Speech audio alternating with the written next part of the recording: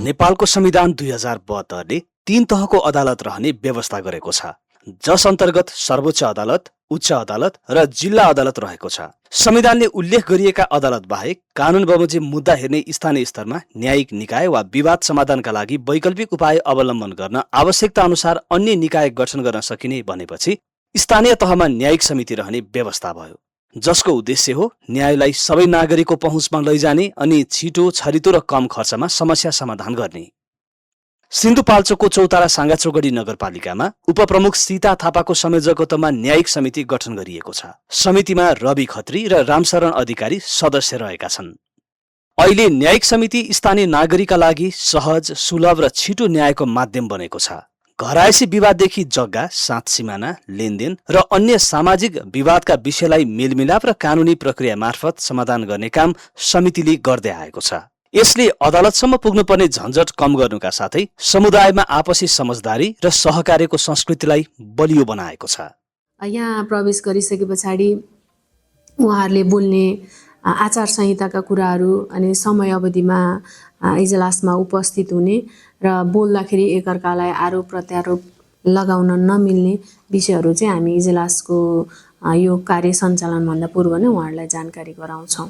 अगाडिका आर्थिक वर्षहरूमा र यस आर्थिक वर्षमा पनि कुरा गर्दाखेरि अलि धेरै लैङ्गिक हिंसा, त्यसभित्र पनि श्रीमान श्रीमतीको आन्तरिक जीवनका समस्याहरू जसलाई सजिलै समाजमा अभिव्यक्त गर्न सकिँदैन अथवा सक्नुहुन्न उहाँहरू, त्यो विषयमा चाहिँ इजलासमा आएर उहाँहरूले व्यक्त गर्नुहुन्छ।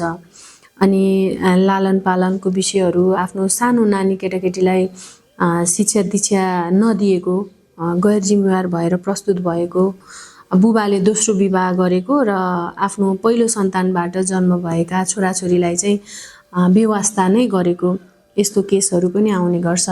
र अलिकति धेरै चाहिँ यो साथ सिमाना अनि आफ्नो घरमा झ्याल राखेको अनि अनुमति बिना टपहरू जुन बरन्डाहरू राखेको विषयहरू पनि आउने गर्छन् भने अलि धेरै समस्याहरू चाहिँ आर्थिक लेनदेनका हुन्छन्, चाहे त्यो व्यावसायिक साझेदारी होस् अथवा कुनै अब घर निर्माणको कुराहरूमा पनि दाजुभाइ बिचमा लेनदेनको भन्दा पनि सहमतिमा एउटा काम गरेको हुन्छ, तर उहाँहरूसँग लिखित कुनै पनि कागजपत्र अथवा डकुमेन्ट हुँदैन।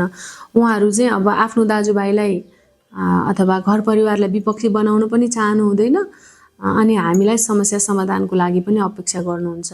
कानुनले चाहिँ हेर्न मिल्ने नमिल्ने कुराहरूलाई यकिन गर्ने र हेर्न मिल्ने विषय जुन जुन छन् ती विषयहरूलाई चाहिँ न्यायिक समितिमा दर्ता गर्ने र दर्ता गरेपछि त्यसलाई चाहिँ प्रक्रियागत रूपमा प्रतिवादीको नाममा म्याद काटेर 15 दिने म्याद हुन्छ, त्यो म्याद चाहिँ हामी प्रोसेसमा जान्छ र त्यसपछि चाहिँ दुवै पक्ष प्रतिपक्षले पनि अब जो चाहिँ आफ्नो दाबी प्रस्तुत गर्न आफ्नो उसको जिकिरसहित चाहिँ पेस गर्छ र त्यसलाई चाहिँ अनि अर्को तारिखमा जोडाउने काम चाहिँ हामी गर्छौँ। त्यसपछि मिलापत्र अथवा फैसला गर्ने प्रक्रियामा हामी लान्छौँ र त्यो चाहिँ कार्यान्वयन गर्ने सन्दर्भमा चाहिँ जब न्यायिक समितिले विवादहरूको मिलापत्र गराउँछ अथवा चाहिँ विवादहरूको निरूपण गर्छ, त्यस्ता विवादहरूलाई चाहिँ कार्यपालिका मार्फत कार्यान्वयन गर्ने जुन कानुन व्यवस्था छ सोही अनुसार चाहिँ हामीले त्यो कुराहरूलाई चाहिँ कार्यान्वयन गर्छौँ र त्यसको चाहिँ विवादको चाहिँ निरूपण र मेलमिलाप भएका विवादहरू चाहिँ मेलमिलाप हुने र निरूपण भएका विषयहरू चाहिँ पक्षहरूलाई जानकारी गराएर त्यो कार्यान्वयन गर्ने प्रक्रियामा अघि बढ्छौँ। विक्रमसम्म 2082 साल भदौ 1 गते चौतारा साङ्गाचोगढी नगरपालिकाको न्यायिक समितिमा न्यायको अपेक्षासहित एउटा निवेदन दर्ता भयो। वडा नम्बर 13 निवासी रामकुमार गहतराजले आफ्नै छिमेकी लोकबहादुर विक विरुद्ध उजुरी दर्ता गराउनु भएको थियो। विवादको मुख्य कारण थियो लोकबहादुर विकले सञ्चालन गरेको कुखुरा फर्मबाट निस्कने दुर्गन्ध। रामकुमार गहतराजको घरभन्दा तलतिर रहेको उक्त फर्मबाट आउने गन्धका कारण परिवारलाई दैनिकी कठिनाई हुने गरेको निवेदनमा उल्लेख थियो। समस्या समाधानका लागि उहाँले पटक पटक अनुरोध गर्नुभयो, तर समस्या सुल्झिनुको साटो विवाद झन् बढ्दै गयो। स्थानीय तहमा उपलब्ध न्यायिक प्रक्रिया मार्फत समाधान खोज्ने उद्देश्यले अन्ततः रामकुमार गहतराज चौतारा साङ्गाचोगढी नगरपालिकाको न्यायिक समितिमा पुग्नुभयो। त्यसपछि समितिले दुवै पक्षलाई बोलाएर विवाद समाधानको प्रक्रिया अगाडि बढायो। समस्या तपाईँको कुखुराकै गन्धले यही मुनियाडी चाहिँ फर्म यहाँ घर पुरा खाना खाँदा बस्दा नि झिङ्गा गन्ध पुरा राग सिधै आउने, ऊ 1-2 दिन हटाउन नमान्ने, यति समस्या हुँदा नि ऊ अब ओलार पलार लो गाउँको सल्लाहमा अब दाजुभाइलाई त्यस्तो आफैलाई डिस्टर्ब चाहिँ मल ल्याएर यहाँ मुनि आइदिने हेर्नुहोस् कहिले अनि त्यहाँ ल्याएर मल राख्ने यो यसो गर्नु हुँदैन भन्दाखेरि ऊ सिधै आफसेमा आउने कुट्नै मात्र आउने।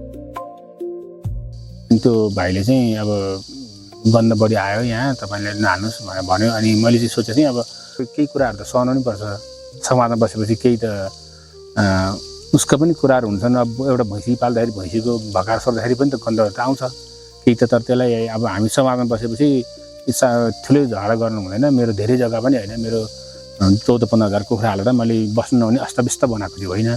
म पनि सामान्य परिवार, मेरो अरू इन्कमको आम्दानीको स्रोत छैन, त्यस कारणले म त्यही कुखुरा पालनबाटै मेरो गुजारा चलिरहेको छ। अनि त्यस कारणले यतिसम्म चाहिँ सहनुपर्छ भनेर भन्दै आएको थिएँ मैले। अनि पछि अनि एकैचोटि उसले चाहिँ नगरपालिकाको न्यायिक समितिमा भन्नेमा गएर उसले निवेदन हालेछ। अब बुझेरै जानै पर्ने बाध्यता भएर नि बुझेरै गयौँ। न्यायिक समितिबाटै ओडामा चिठी आउँदो रहेछ। अनि चिठी आएपछि अनि ओडाले तपाईँ चाहिँ न्यायिक समितिमा जानुहोस् भनेर उहाँले खबर गर्नुभयो। अनि न्यायिक समितिले टाइम दिएर तपाईँ यो समयमा यसरी आउनुहोला भनेर भन्यो। अनि फेरि म न्यायिक समितिमा गइसकेपछि अनि पहिलो छलफल भयो। अनि पहिलो छलफलमा मेरो चाहिँ मैले त्यो जुन वरिपरि मुद्दा हाल्ने भनौँ न अब त्यो न्यायिक समितिमा उनीहरूलाई विवाद गर्ने ठाउँमा पनि मैले चाहिँ सरकारी हिसाबले कानुनी प्राप्त तरिकाले फर्म दर्ता गरेको थिएँ। अनि उहाँहरूले चाहिँ फर्मै उहाँको दर्ता रहेछ, यसलाई अब संरक्षण गर्ने काम पनि हाम्रो नगरपालिकाको हो। यो एउटा उद्योग सामान्य उद्योग भए पनि दर्ता गर्ने काम चाहिँ हो। उहाँको दर्ता गरेर चलाएको कारणले गर्दाखेरि कानुनी हिसाबले उहाँको पनि ठिकै देखिन्छ। अनि अब के गर्ने भनेर भनेपछि अनि पछि फेरि दोस्रो पटक छलफल भयो। दोस्रो पटक छलफल भएपछि तपाईँले यो नजिक दूरी भएको कारणले गर्दाखेरि एउटा फर्म चाहिँ तपाईँले हटाइदिनु पर्यो, यो नजिक पनि भयो भन्नुभयो उहाँले। छलफल भनेर चाहिँ गल्ती बिगल्ती उहाँहरूले छुट्याएर छलफल राम्रै गर्नुभयो उहाँहरूले चाहिँ। तपाईँले गाह्रो परेको छ कि त तपाईँले गाह्रो परेको छ मलाई मात्रै सल्यो भएर भएन नि भन्ने कुरो उहाँबाट ल्याउनु भयो कि उहाँहरूले गल्ती बिगल्ती ठ्याक्क छुट्याउनु भयो उहाँहरूले। त्यो हुनाले चाहिँ अनि पछि अब त्यहाँबाट मिलेर आइयो।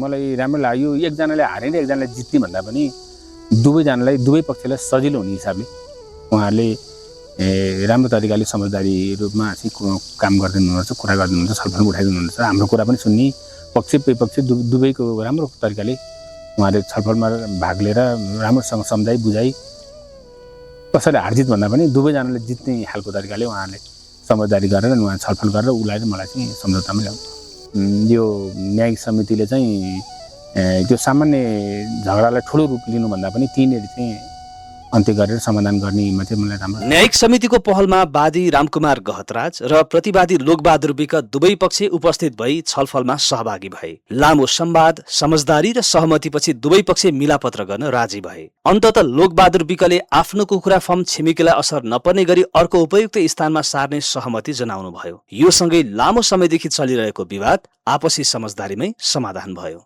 अब त्यो यो फर्म हटाउनु भयो, फर्म हटाइसकेपछि चाहिँ त्यसबाटै चाहिँ समाधान भयो। अब कस्तो भने यहाँ झिङ्गा आउने पुरा तपाईँको यहाँ खाना खानु बस्दाखेरि दुर्गन्ध राग आउने थियो, त्यसबाट चाहिँ समस्या हटिया छ। अहिले घरको छेउमा छैन, उसको बारी पाटामा पुरै जङ्गलमा बनाएको अहिले त। अहिले उहाँ गइसकेपछि कसैले डिस्टर्ब हुने ठाउँ चाहिँ छैन त्यहाँ चाहिँ। अब त्यो भइसकेपछि मैले त्यो खोरलाई त्यहाँबाट हटाएँ।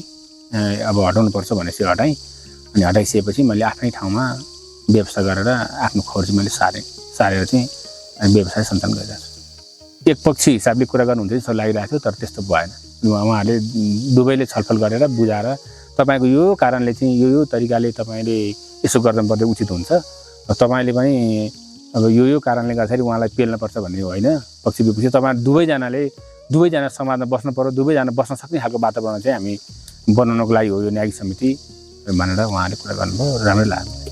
त्यस्तै 2082 असोज 6 गते चौतारा साङ्गाचोगडी नगरपालिका न्यायिक समितिले फुटपाथमा सञ्चालन हुँदै आएको फलफुल व्यापार सम्बन्धी एउटा विवादको टुङ्गो लगायो। विगत 4 वर्षदेखि दर्ताबिनै फुटपाथमा बसेर फलफुल व्यापार गर्दै आएका भारतीय मूलका नागरिक अमन शाह विरुद्ध चौताराका भक्तबहादुर श्रेष्ठ सहित 12 जना तरकारी फलफुल व्यवसायीले अवैध व्यापार हटाई आवश्यक कारबाही गर्न माग गर्दै निवेदन दिए। उक्त उजुरीमाथि न्यायिक समितिको इजलासमा वादी र प्रतिवादी दुवै पक्षसँग विस्तृत छलफल गरियो। छलफल र प्राप्त तथ्यका आधारमा समितिले अमन शाहले कानुनी प्रक्रिया पूरा गरी उपयुक्त सटर भाडामा लिएर मात्र व्यापार सञ्चालन गर्नुपर्ने निर्णय सुनायो। न्यायिक समितिको यस निर्णयले स्थानीय व्यवसायीहरूको हित संरक्षण गर्नुका साथै व्यवस्थित र कानुन सम्मत व्यापारिक वातावरण निर्माण गर्न सहयोग पुर्याएको छ। यो व्यवसाय सुरु गर्दाखेरि गर्दै जाँदै राम्रै थियो, राम्रै व्यापार थियो चौधरामा। त्यहाँबाट करिब 4-5 वर्षपछि 5-7 वर्षपछि बजारमा यो तराईवासी अथवा यो भारतीय मूलका व्यापारीहरू पसे। यहाँ सटर भाडा लिएर अनि पसल दर्ता गरेर, दर्ता पनि तपाईँको 2-3 ठाउँमा, नगरपालिकामा, घरेलुमा र यो प्यानमा दर्ता गर्नुपर्ने हामी वर्षै साल कर तिर्ने। र उहाँहरू आएर चाहिँ यसरी बिचबिचमा यो फेरि यो भनौँ न सिजनमा मौसम अनुसारको तरकारी फलफुल ल्याएर चाहिँ त्यसरी बिक्री गरेको हुनाले नगरपालिकामा जानुहोस् भन्नुभयो। नगरपालिकामा चाहिँ एउटा यस्तै निवेदन लेखेर लानुहोस्, त्यहाँ एउटा न्यायिक समिति छ, त्यहाँ गएर गर्नुहोस् भन्नुभयो।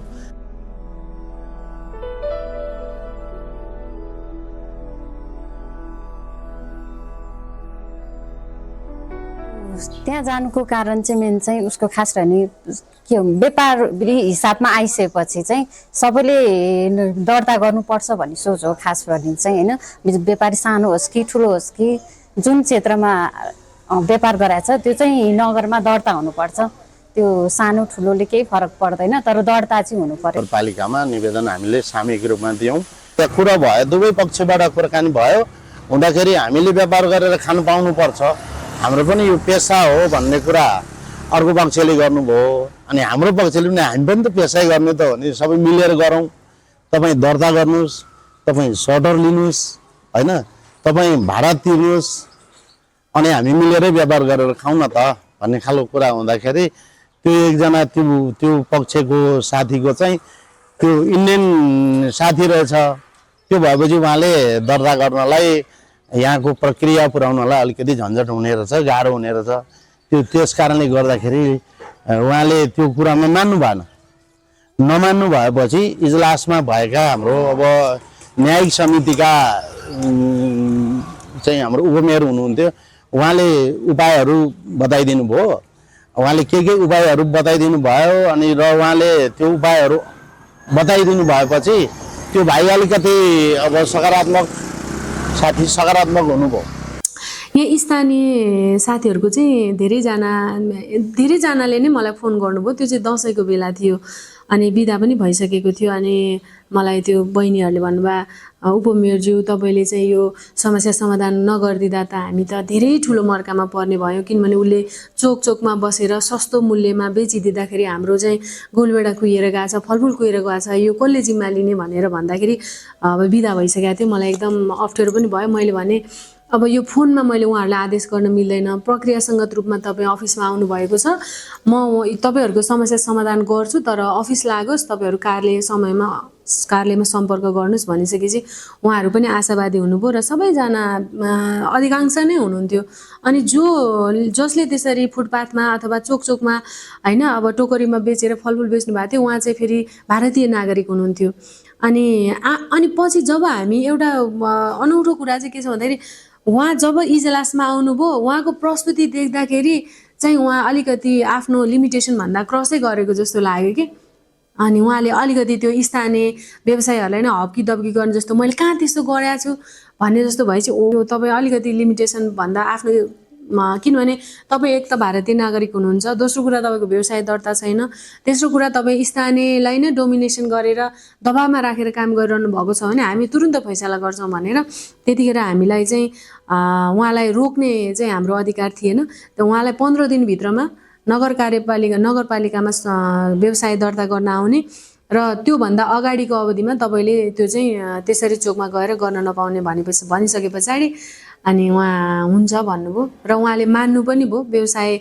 र उहाँले एकै ठाउँमा बसेर बेच्दाखेरि फेरि दिने भन्ने पनि उहाँहरूको त अब समझदारीपूर्णै हो नि त, एक ठाउँमा बसेर गर्ने भन्दाखेरि अनि पछि चाहिँ अहिले मैले केही समय अगाडि चाहिँ एकै ठाउँमा जहाँ आरके फोटो स्टुडियोको छेउमा उहाँले बेचिरहनु भएको थियो। एकै ठाउँमा बस्दा त समस्या होइन, उहाँलाई पनि अब मानवीयता, अब हाम्रो एउटा ग्लोबलाइजेसनको समयमा अनि त्यसरी गर्नुभएको थियो। अनि पछि उहाँहरू एकदम धेरै खुसी पनि हुनुभयो स्थानीय साथीहरू, र उहाँहरू अहिले आफ्नो आफ्नो पसलमा चाहिँ व्यवसाय गरिरहनु भएको छ। ठ्याक्कै दसैँको बेलामा एकदमै धेरै उहाँहरूले सम्पर्क गर्नुभएको थियो मलाई चाहिँ। त्यहाँ न्याय समितिमा पुगेपछि चाहिँ हामी दुइटैले जितेको अनुभव गऱ्यौँ, किनभने दुइटाकै कुरा मिलेर नै हामी अगाडि बढ्यौँ होइन। अनि उसले पनि उसले आफ्नो गल्ती स्वीकारेर पछि उसले आफ्नो सटर खोजेर उसले पसल राख्यो। यी दुई प्रतिनिधि घटना हुन्।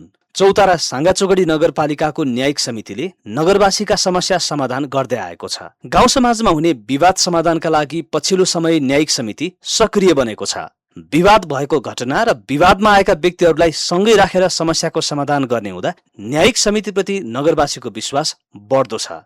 न्यायिक समिति गाउँ समाजमा हुने गरेका विभिन्न प्रकारका कलहलाई साम्य पार्ने संरचना भएकाले पनि स्थानीयमा विश्वास बढेको हो। आर्थिक वर्षमा चाहिँ अहिले वैशाखसम्म चाहिँ जम्मा 18वटा केसहरू दर्ता भएको छ, जसमा 6वटा मिलापत्रबाट टुङ्गेको छ भने 3वटालाई चाहिँ डिसमिस गरेका छौँ हामीले। 2टा निर्णय गऱ्यौँ, बाँकी चाहिँ विचाराधीन अवस्थामा छन्। अब हाम्रो यहाँ न्यायिक समितिमा आउने बेलामा चाहिँ पहिला जसलाई समस्या परेको हुन्छ नि, विवादको पक्षहरू भनौँ न, जसलाई वादी भन्छौँ हामी, उहाँहरू चाहिँ पहिला आउनुहुन्छ हामी बाठामा। अब कतिले चाहिँ निवेदन बाहिरैबाट लेखेर ल्याउनुहुन्छ, जसलाई थाहा छ न्यायिक समितिमा लगेर निवेदन दर्ता गर्नुपर्छ भन्ने थाहा हुनेहरूले बाहिरैबाट निवेदन लेखेर ल्याउनुहुन्छ। त्यसलाई हामीले दर्ता प्रक्रिया अगाडि बढाउँछौँ। कतिलाई चाहिँ थाहा नै हुँदैन निवेदन लेखेर ल्याउनुपर्छ भन्ने कुरा, उहाँहरूलाई चाहिँ जस्ट न्यायिक समिति छ भन्ने मात्र थाहा हुन्छ, अनि समस्या परेर यहाँ आउनुहुन्छ। त्यसपछि चाहिँ न्यायिक शाखामा आइसकेपछि चाहिँ मैले सहजीकरण गर्छु उहाँहरूलाई, उहाँहरूको विवाद के हो त्यो बुझेर निवेदन लेखेर दर्ता प्रक्रिया अगाडि बढाइन्छ। चौतारा साङ्गाचोगढी नगरपालिकाको न्यायिक समितिमा जग्गा विवाद, ज्याला मजदुरी नदिएको, लेनदेन, क्षतिपूर्ति दिलाइदिने, घरेलु हिंसा, गाली बेइज्जती, श्रीमान श्रीमती बीचको झगडा, नाबालक पालन पोषण नगरेको, जग्गा बहाल भाडा नतिरेको, बाटोघाटो, छिमेकी बीचको झगडा, सिंचाई, कुलोमा भएका समस्या जस्ता विवादहरू धेरै दर्ता हुने गरेका छन्। न्यायिक समितिकै कारण लम्बेतान, खर्चिलो प्रक्रिया छाड्दै छोटो समयमा विवाद समाधान भएर गाउँ समाजमै शान्तसँग जीवनयापन गर्न पाएका छन्। काम गर्दै जाँदाखेरि अहिले थाहा भयो, सिक्दै जाँदाखेरि, र कतिपय निर्णय गर्ने अथवा निरूपण गर्ने हामीलाई अधिकारहरू छ। ती निरूपण गरेका विषयहरू चाहिँ कार्यपालिकाको बैठकमा प्रस्तावको रूपमा राखेर त्यसलाई निर्णय गरेर अनि कार्यान्वयनको लागि चाहिँ प्रशासन मार्फत ती निर्णयहरू कार्यान्वयनको लागि फेरि पनि प्रशासन, नगरपालिकाको अनि वडा कार्यालय र जिल्ला प्रशासन कार्यालय उहाँहरूलाई चाहिँ बोधार्थसहित पठाएर गरेका छौँ। र उहाँलाई बाँकी अदालत जाँदाखेरि आवश्यक पर्दाखेरि हामीले फैसला गरेको अथवा निरूपण गरेको भनौँ न, त्यो कागजपत्र लैजाने सुविधा चाहिँ छ उहाँसँग। र हामीले यस्तो निर्णयहरू गर्दाखेरि चाहिँ हाम्रो नजिकै पनि भएकोले अब जिल्ला अदालतसँग समन्वय, सहकार्य र कतिपय कुराहरू टेलिफोन वार्ताबाट पनि हामीले गर्ने गरेका छौँ। नगरले 14वटै वडामा मेलमिलापकर्ताहरू उत्पादन गरी उनीहरूको क्षमता विकास गर्नका लागि विभिन्न किसिमका अन्तर्क्रियात्मक र पुनर्ताजगी कार्यक्रम सञ्चालन गरेको छ। न्यायिक समितिलाई प्रभावकारी बनाउन विद्यालयमा शिक्षक विद्यार्थीलाई अभिमुखीकरण, सडक नाटकदेखि अन्तर्जातीय विवाह गरेका जोडीलाई सम्मान, स्नाकोत्तर पूरा गरेका छोरी बुहारी सम्मान जस्ता कार्यक्रम सञ्चालन हुँदै आएको छ। स्थानीय तहमा न्यायिक समिति गठन भएकै कारण गाउँवासीले अदालती झन्झटबाट मुक्ति पाएका छन्। यो न्यायिक इजलासमा स्थानीय स्तरमा हुने गरेका सामान्य विवादहरू, देवानी प्रकृतिका विवाद खास गरिकन आउने यो कानुनअनुसार आउने ठाउँ हो। र यहाँ आउँदा चाहिँ व्यक्तिगत र सामूहिक र बहुसर्गवाला विवादहरू आउने गर्दछन्। यो विवाद समाधान हामीले स्थानीय स्तरका सानोतिना घटनाहरूको विवाद समाधान चाहिँ पक्ष जो विवादित पक्षहरू हुनुहुन्छ उहाँहरूलाई बोलाएर दुवै पक्ष राखेर हामी समाधान गर्नेछौँ। त्यसो गर्दा चाहिँ नि हामीले कुनै विषयहरू निरूपण गर्छौँ, कुनै मिलाप गर्नेछौँ। निरूपण गर्दा चाहिँ आदेशबाट हामीले आदेश गर्नेछौँ र त्यो आदेश गर्दाखेरि चाहिँ हामीले संविधानको धारा यसलाई चाहिँ 217 को 47 क र खलाई आधार मानेर हामीले यसलाई विवाद समाधान गर्छौँ। त्यसो गर्दा निरूपण गर्ने कुरालाई भन्दा मिलाप गर्ने कुरालाई हामी बढी प्राथमिकता गर्छौँ। न्यायिक समितिमा गाउँका विवादहरू दर्ता हुने र दुवै पक्ष उपस्थित भएर आपसी समझदारीमा समस्याको समाधान हुने क्रम बढेको छ। पीडित र पीडक दुवै पक्षलाई आपसी समझदारीमा मिलाएर समृद्ध र शान्त समाज निर्माणका लागि न्यायिक समिति खुड्किलो बनेको छ। कुनै विवादका पक्षहरू हाम्रो इजलासमा आइपुग्नुभन्दा अगाडि नै हाम्रो कामहरू चाहिँ हाम्रै नगरपालिकाकै कर्मचारी साथीले उहाँहरूको दुवै पक्षहरूको चाहिँ के कारणले विवाद भयो भन्ने निवेदन लेखिदिनेदेखिबाट लिएर गएर दर्ता गर्ने लगायत सबै प्रक्रिया चाहिँ यहीँको कर्मचारीहरूले गरिदिनुहुन्छ र त्यहाँ अन्य कुनै दोस्रो तेस्रो पक्ष लगाइरहनु पर्दैन र त्यो अर्को हिसाबले चाहिँ फेरि खर्चिलो पनि हुँदैन। यहाँ आएर कुनै दस्तुर तिर्न पनि अर्को वकिल प्रयोग गर्न पर्ने नहुनाले गर्दाखेरि पनि उहाँहरू सबैजना नगरपालिका आउनुहुन्छ। नगरपालिकामा आएपछि आफ्नो कुरा आफैले राखेर नै एउटा निवेदनको रूपमा चाहिँ यहाँ पेश गर्नुहुन्छ र पछि हामीले अन्य प्रक्रियाहरू पुरा गरेर दुवै पक्षलाई यहाँ लिएर आएर मिलापत्र गराउने बेलामा पनि उहाँहरू दुवै पक्षलाई राखेर उहाँहरूको समस्याको विषयमा नै बुझेर नै यो गर्ने भएको हुनाले गर्दा पनि अदालती प्रक्रिया भन्दा चाहिँ यो प्रक्रिया चाहिँ अलि छोटो पनि छ। त्यसपछिबाट अदालती प्रक्रियामा चाहिँ दोस्रो पक्षले बोलेको कुराको आधारमा चाहिँ त्यहाँ निरूपण हुने अथवा फैसला हुने हुन्छ भने यहाँ चाहिँ दुवै पक्षबीच अन्य कुनै यहाँ साँची प्रमाण नभइकन पनि दुवै पक्षबीच चाहिँ आपसी समझदारी र छलफलको आधारमा चाहिँ यो न्यायिक निरूपण हुने हुनाले गर्दाखेरि स्थानीय तहको न्यायिक निरूपण केन्द्र भनौँ अथवा न्यायिक समिति न्यायिक इजलासको चाहिँ महत्त्व धेरै भएको चाहिँ मलाई अनुभव भएको छ। न्यायिक समिति भनेको नेपालको संविधान 2072 को धारा 217ले व्यवस्था गरे अनुसार एकजना संयोजक उपप्रमुखलाई संयोजक तोकेको छ र नगर सभाबाट चाहिँ 2 जना सदस्य तोक्ने व्यवस्था र त्यो तोकिएका व्यक्तिहरूले चाहिँ जुन एउटा न्यायिक समिति बन्छ 3 जनाको न्यायिक समिति बन्छ त्यो 3 जनाको न्यायिक समितिले चाहिँ विवादहरूको 2 जनाको उपमेयरको संयोजक उपमेयर र 1 जना अर्को सदस्य भएपछि त्यो चाहिँ विवाद निरूपण गर्न मिल्छ।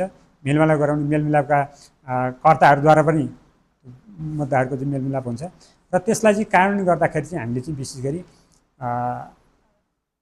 मेलमिलाप भइसकेपछि त्यस्ता यदि विवादहरू जो दुई पक्ष सहमति भएका विषय हो त सहमति गरिहाल्छन्। यदि सहमति भएर पनि कहिलेकाहीँ विवादहरू उल्टिन सक्छन्।